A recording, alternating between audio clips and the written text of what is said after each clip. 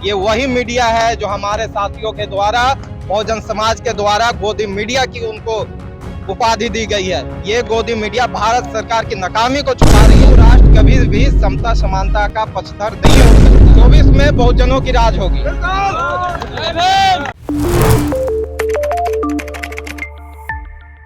कि जिस प्रकार से एक व्यक्ति जो पूरे भारत में घूमकर उन वंचित शोषित समाज की आवाज बनते हैं, महिलाओं की आवाज बनते हैं, पहलवानों की आवाज बनते हैं, किसानों की आवाज बनते हैं, मुसलमानों की आवाज बनते हैं, जो इस देश में पीड़ित है उन सभी की आवाज बनते हैं, जिनको लोग पसंद करते हैं उन पे जानलेवा हमला होती है। ये हमला जो है बड़े भाई चंद्रशेखर पे नहीं है, ये हर वंचित शोषित समाज पे है जिनके लिए वो संघर्ष कर रहे थे। तो उनको तो सबसे पहले इंसाफ मिले, उनको सिक्योरिटी मिले। और बड़ी बात है कि अभी जो है उत्तर प्रदेश पुलिस ने 4 लोगों को गिरफ्तार किया।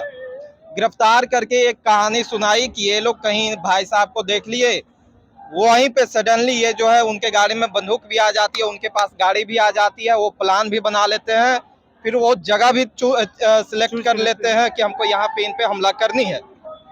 और इस बात को प्रदेश पुलिस बताते हुए अपने आप को एकदम जो है ये दिखा रही थी कि हमने अपना काम कर दिया।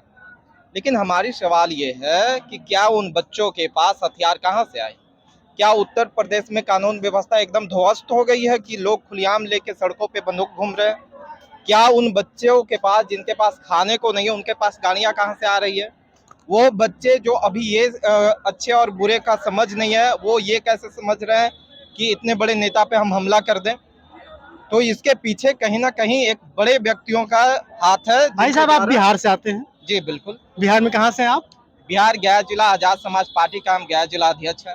बागेश्वर धाम है और अलग अलग लोग हैं, इनके ऊपर क्यों नहीं गोलियां चलती है? देखिए, ये वो समाज है जो कई हजार वर्षों से उनकी गुलामी करती आई है।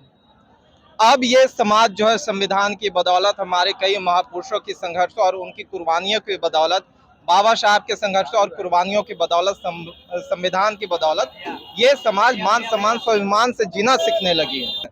तो ये उनके लिए सोचनीय बात हो गई कि ये कैसे करने लगे ये लोग।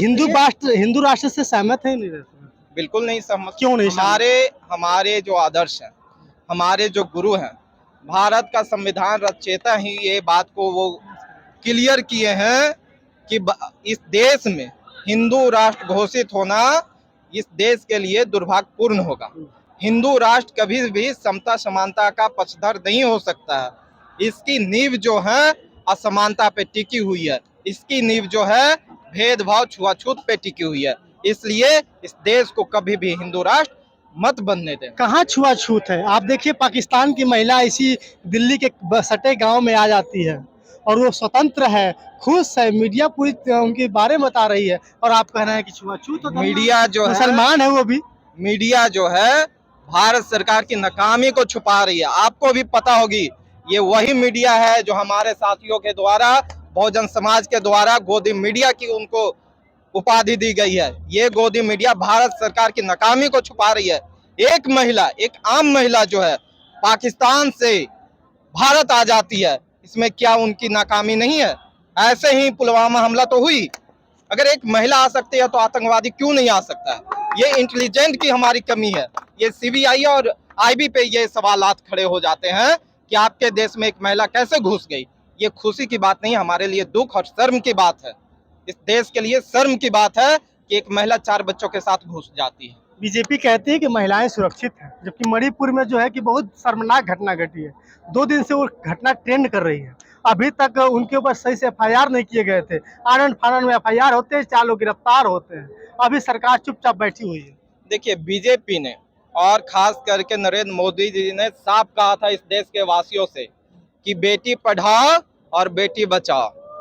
ये नहीं कहा कि बेटी को बचाना किससे है, तो बेटी को बचाना है आपको भाजपाओं से, बेटी को बचाना है आपको मनुवादियों से, बेटी को बचाना है आपको उन समांतवादियों से। तो नरेंद्र मोदी और भाजपा तो क्लियर कर दिया आपको, ये तो साफ तौर पे आपको कहा कि आप स्वयं अपनी बेटी को पढ़ाएं और स्वयं अपनी बेटी की रक्षा करें, सुरक्षा करें।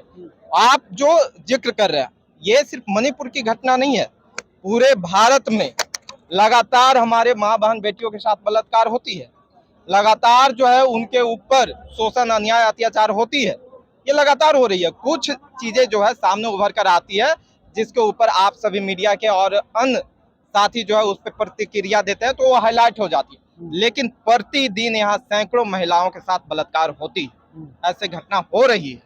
24 में क्या होगा फिर? 24 में बहुजनों की राज होगी, 24 में बहुजनों की राज होगी और एडवोकेट चंद्रशेखर आजाद उसका प्रधानमंत्री होंगे।